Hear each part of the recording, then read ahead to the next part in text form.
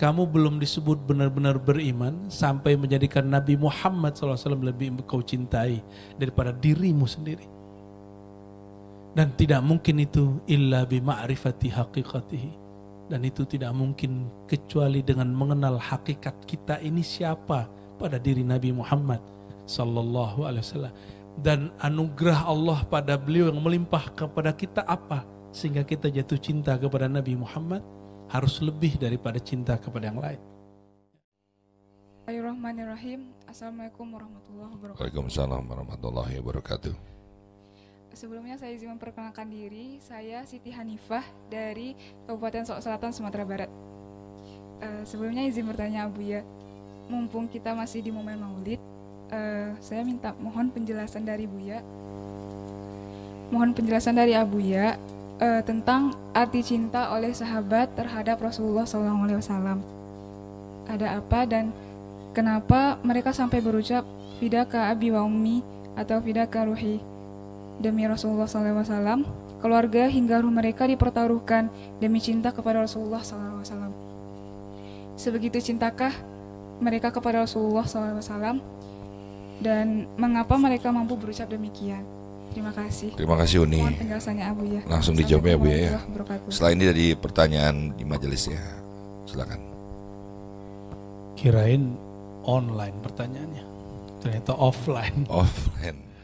Ya, Siti siapa tadi? Siti Aminah. Siti Hanifah. Hanifah, ya Siti Hanifah. Saya ingat di Siti doang.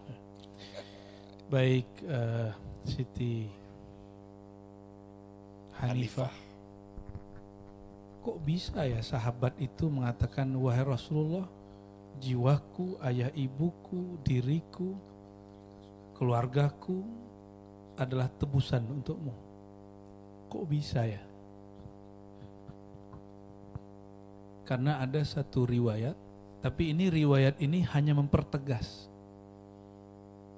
Lebih dari itu sebenarnya.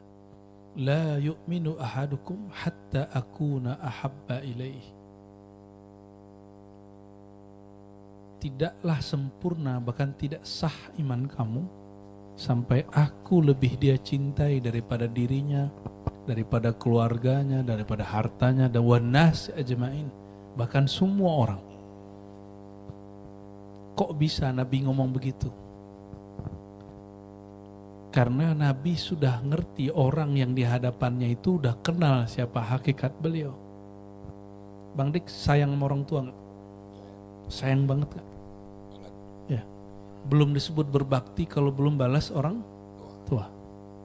Belum disebut benar-benar sayang kalau belum sayang kepada orang tua. Maka kalau orang sudah mengerti hakikat Nabi Muhammad SAW yang dibaca dalam kitab-kitab Maulid, bahwa Rasulullah SAW adalah Abul Arwah, ayahanda agung daripada semua ruh kita. Ini punya ruh nggak nih? Punya nyawa nggak? Ya. Jika tubuh dan alam ini dari nur Sayyidina Muhammad SAW, lalu ruh kita dari ruh Ahmad SAW, maka berarti mencintai beliau itu melebihi cinta kepada orang tua.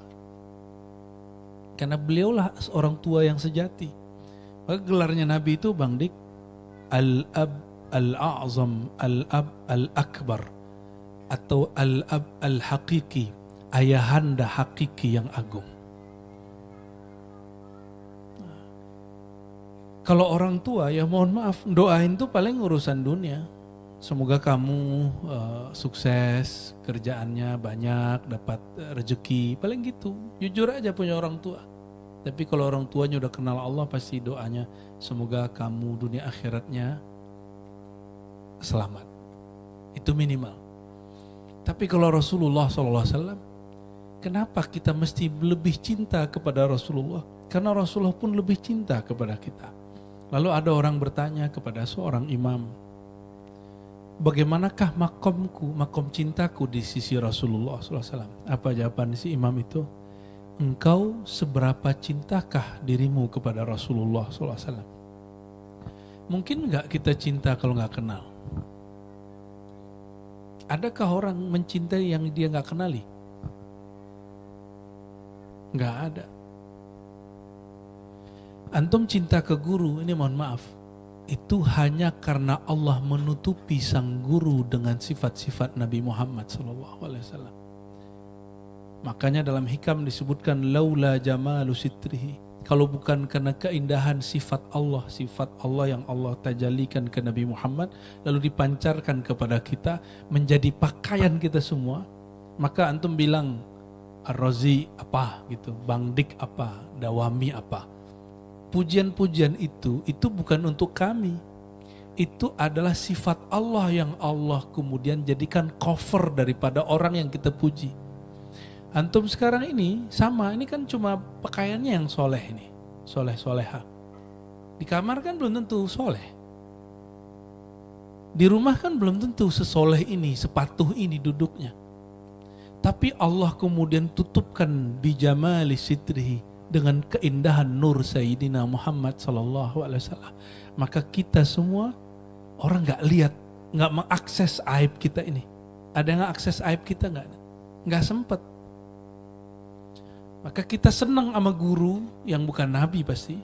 Itu karena Allah tutupi dengan nur Sayyidina Muhammad SAW. Kira-kira cinta sama guru itu karena si gurunya atau karena Nabi Muhammad SAW? Kemarin saya nanya ke teman-teman kita di Ribat, kalian kalau saya keluar kota gelisah gak? Hambar gak? Iya gitu. Itu baru sama saya loh. Rindu gak ngaji? Rindu. Itu baru sama Ar-Razi yang bukan Nabi. Sebenarnya rindu itu bukan kepada pribadi Ar-Razi Hashim, tapi itu kepada orang yang disebut-sebut dalam kajiannya. Siapa yang sering-sering kita bahas dalam kajian kita? Sayyidina Muhammad SAW.